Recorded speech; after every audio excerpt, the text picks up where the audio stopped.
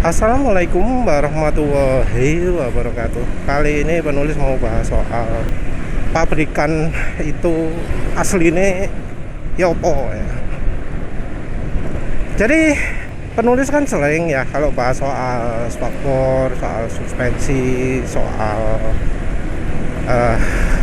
mesin, soal saluran intiknya gitu ya.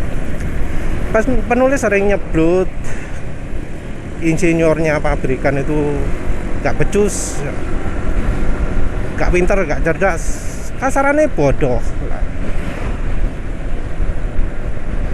Terus ada yang protes, yang gak mungkin lah insinyur pabrikan itu bodoh, sampean itu yang bodoh gitu ya.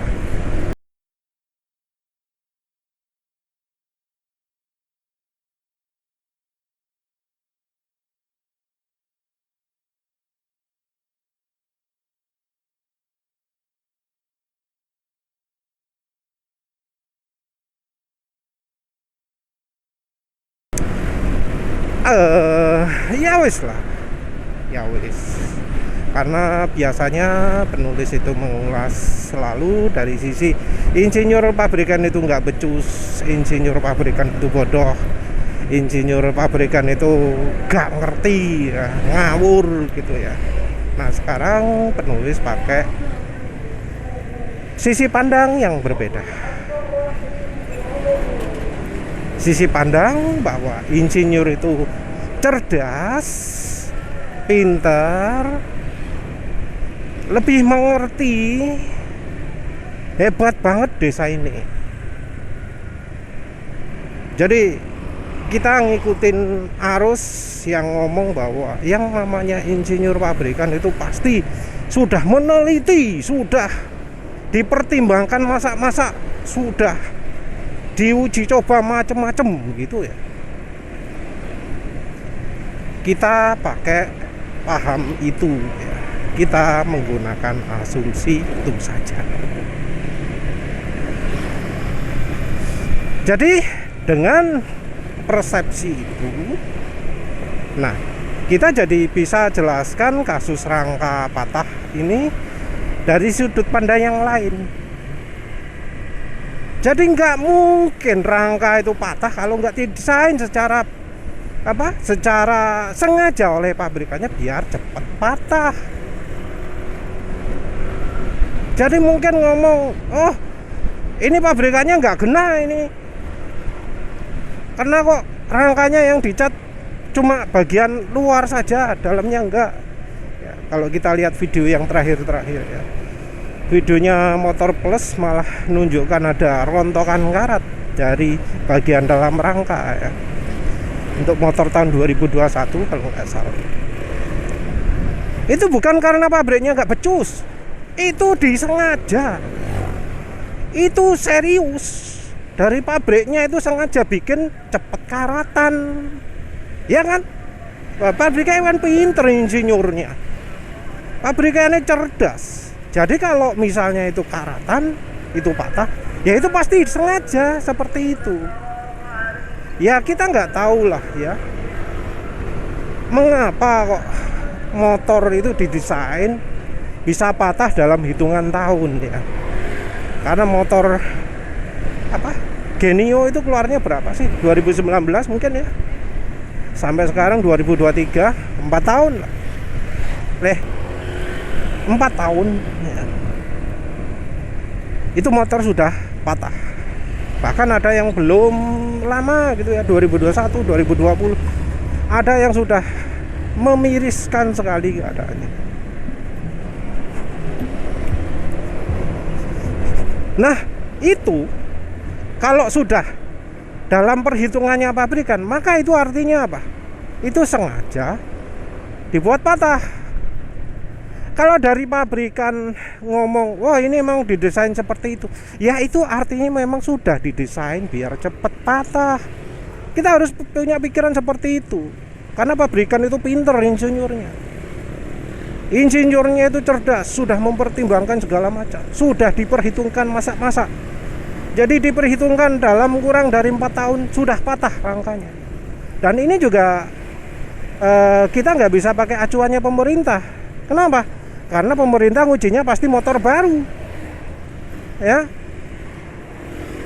Pemerintah pasti nguji motor yang dalam kondisi prima. Tahun berapa keluarnya, masa ya langsung dites dalam beberapa tahun, kan enggak. Namanya pemerintah kan ujinya ada uji tipe. Uji tipe itu yang diuji adalah kendaraan dalam kondisi baru. Apakah pemerintah melakukan uji misalnya dikenakan air laut, dikenakan macam-macam, diuji macam-macam? Ya enggak lah. Uji tipe itu paling cuma uji suara, uji emisi, uji apa maneh. Enggak banyak ya. Dibebani suruh 2 orang duduk di atasnya, patah atau enggak? Jelas enggak patah ya kalau rangkanya baru. Kan rangka patah itu cuma terjadi kalau karatan. Jadi kalau rangkanya enggak karatan, ya enggak akan putus, enggak akan patah. Karena memang ya secara desain kuat, lemahnya kan cuma terhadap karat. Yang jadi masalah kan cuma karena rangkanya itu mudah berkarat. Nah, membuat mudah berkarat itu triknya apa saja sih? Dari pabrikan sudah menerapkan beberapa trik kan. Trik yang beberapa sudah dibongkar oleh reviewer, oleh orang-orang yang menunjukkan rangka mesinnya. Jadi trik-trik dari Astra Honda Motor untuk bikin motornya cepat berkarat itu sudah ditunjukkan oleh beberapa orang. Yang pertama tadi udah disebut, yaitu rangkanya dicat hanya luarnya saja, terus katanya itu tipis. Terus yang sudah terungkap juga adalah silikatnya itu tidak dibersihkan, sengaja tidak dibersihkan tapi dibiarkan saja. Kalau tambahan penulis, oksidasi hasil pengelasan itu sengaja tidak dibersihkan. Oksidasi pengelasan itu adalah bibitnya karat, karena memang oksidasi itu ya karat. Oksidasinya besi itu adalah karat, kalau kita ngomong bahasa Indonesia ya. Jadi besi kalau teroksidasi hasilnya adalah karat. Karat kalau sudah banyak menyeluruh akan membuat besi itu jadi tidak kuat lagi, jadi mudah rapuh, keropos, dan bisa ya itu tadi patah. Terus trik berikutnya apa?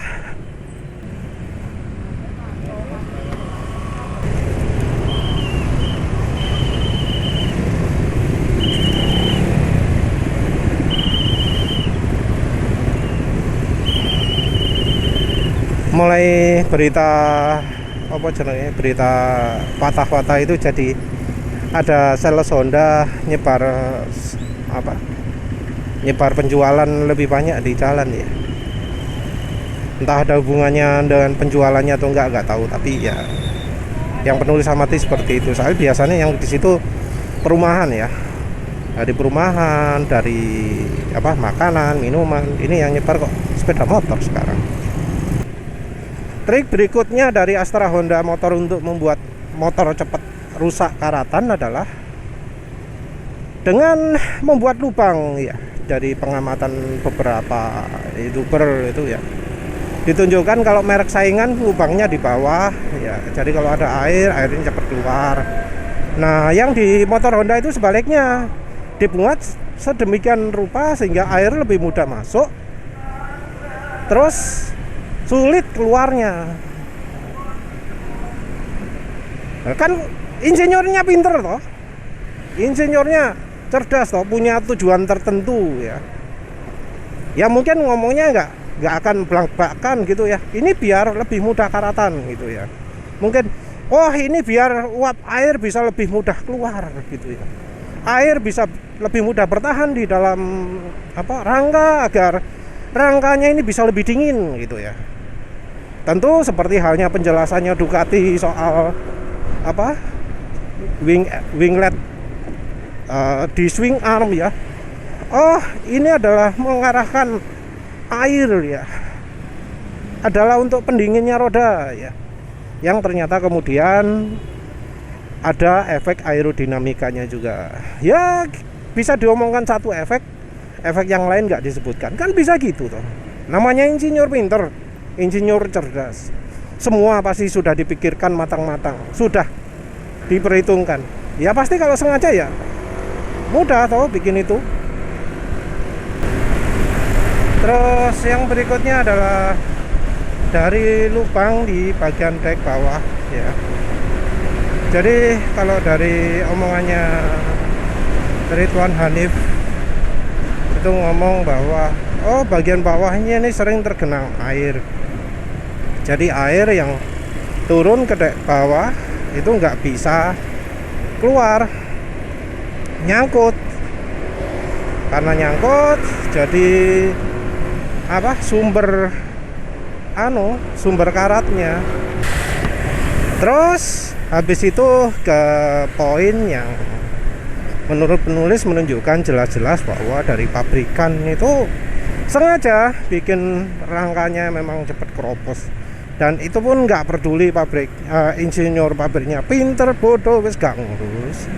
Tapi yang jelas orang bodoh pun tahu gitu loh ya, orang bodoh pun tahu bahwa kalau rangka yang sudah gampang karatan maupun yang nggak gampang karatan, kalau sering kena air terus itu jadi lebih mudah berkarat. Mau rangka dibuat sebagus apapun, sebaik apapun, kalau disirami sama air terus menerus itu bakal lebih rawan karat. Apa itu?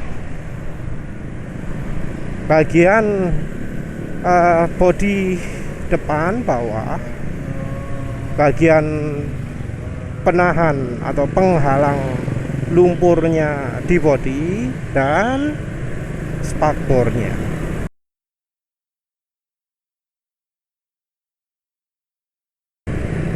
Kalau dulu penulis itu sering ngomong bodoh sekali insinyur pabrikan itu bikin spakbor kok malah nggak becus gitu ya, kok airnya masih tetap kena rangka, kan kotor semua, kan karat semua. Nah, berkat petunjuk dari mereka yang menyebutkan bahwa insinyur pabrikan itu pinter, insinyur pabrikan itu sudah memperhitungkan segalanya, sudah mempertimbangkan segalanya.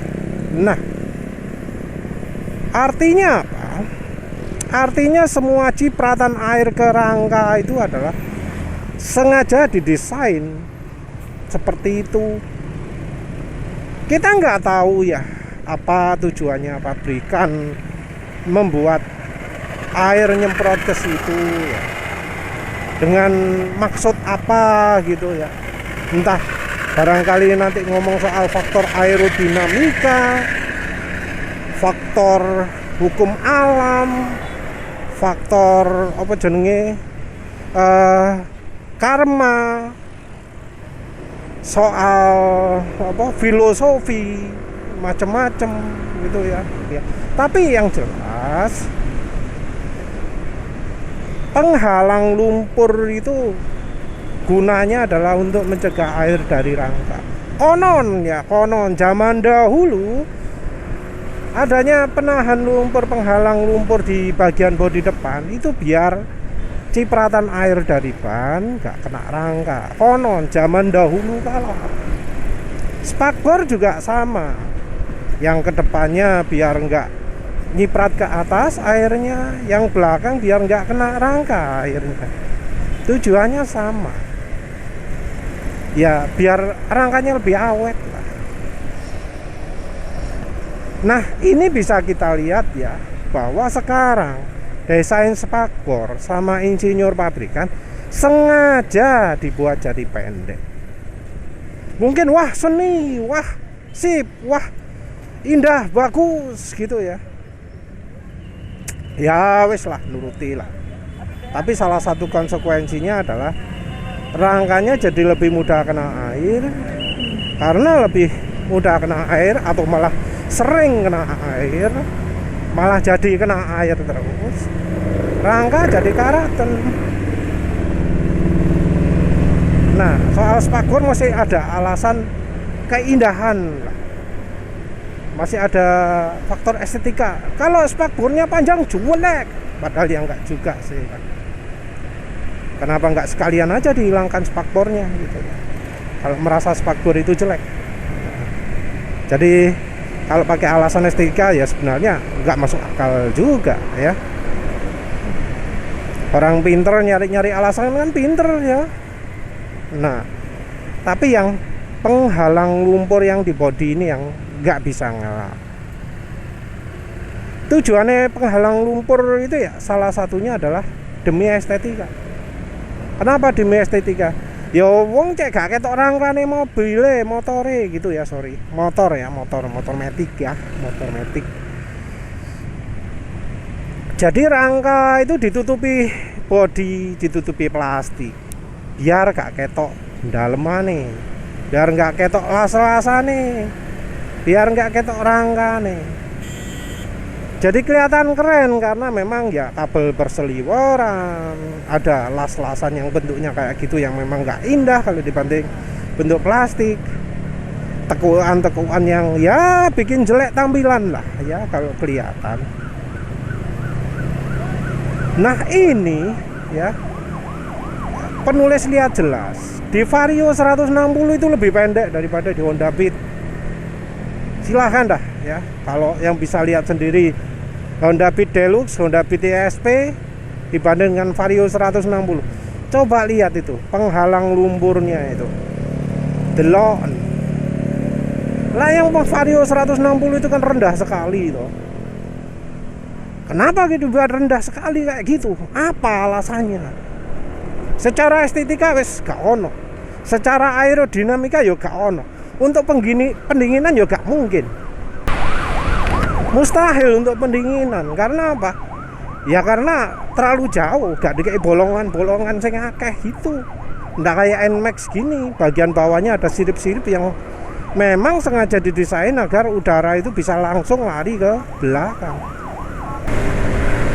Nah jelas bahwa nggak mungkin lah kalau pabrikan itu gak ngerti ya bahwa dengan membuat penghalang lumpurnya lebih rendah di bagian back body depan, bagian body plastik bawahnya, itu pasti kalau lebih pendek itu lumpurnya lebih mudah kena.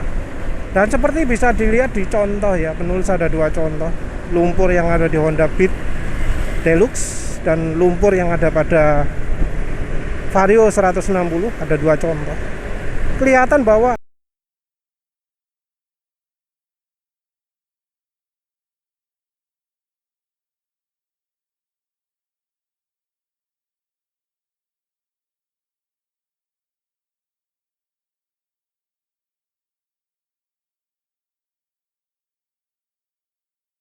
rangka yang kena lumpur itu jauh lebih banyak di Vario 160. Jauh lebih banyak. Tujuannya apa? Ya biar lebih mudah karatan yang Vario 160. Dan penulis pun lihat sudah ada dua ya, Vario 160 yang kena. Sudah ada dua. Dan itu jelas rangka patah sendirian ya, tanpa ada kecelakaan.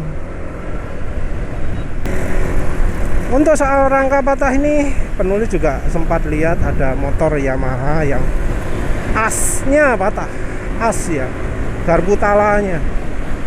Nah penulis sangat rekomendasikan sekali untuk mereka yang punya motor Aerox atau NMAX ya, untuk pasang pemanjang spakbor, karena rasanya insinyur Yamaha pun sama saja. Sengaja dikasih spakbor yang pendek, penghalang lumpur yang lebih pendek walau masih lebih tinggi dari Vario 160, itu biar kena karat juga.